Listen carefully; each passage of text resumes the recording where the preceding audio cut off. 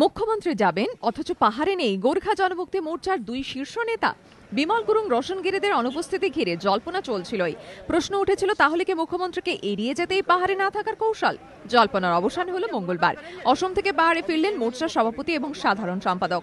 সবকিছু ঠিকঠাক থাকলে 25 তারিখ জিটিএ সদস্যদের সঙ্গে বৈঠকে বসবেন মুখ্যমন্ত্রী মমতা বন্দ্যোপাধ্যায়। সেই বৈঠকে কি দেখা যাবে গুরুং রোশনদের? আলোচনার পথ খোলা রেখে মোর্চা নেতৃত্ব জানিয়েছে প্রস্তাব এলে বিবেচনা করা হবে। মুখ্যমন্ত্রীর পাহাড় সফর ইস্যুতে গুরুং এর প্রতিক্রিয়া, আসবেন তো কি হয়েছে?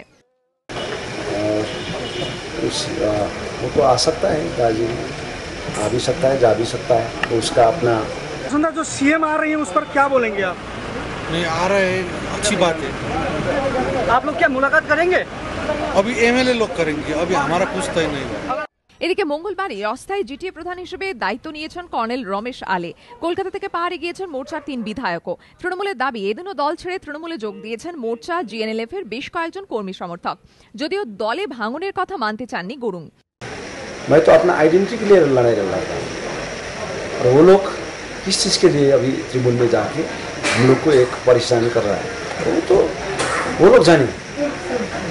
हम लोग इतने हैं, हम लोग को अपना जो मुद्दा है, अपना जो आइडेंटिटी है, उसके लिए हम বিধানসভার ট্রেজারি বেঞ্চে ফের বসতে চাওয়াই হোক বা মুখ্যমন্ত্রীর সঙ্গে বৈঠকে প্রস্তাব, গত কদিনের সরকারের কাছে একের পর এক সন্ধি প্রস্তাব এসেছে মোর্চার তরফে। সেই তালিকায় নবতম সংযোজন গুরুংদের পাহাড়ে প্রত্যাবর্তন। এই পরিস্থিতিতেই বুধবার পাহাড়ে উঠবেন মুখ্যমন্ত্রী। কাস্ট্রিয়াঙ্গে যোগ দেবেন লেপচাঁদের অনুষ্ঠানে। বৃহস্পতিবার ম্যালে দলীয় সভায় বক্তৃতা করবেন মমতা বন্দ্যোপাধ্যায়। মোহন প্রসাদ ও সনদ ঝার রিপোর্ট, এবিপি আনন্দ।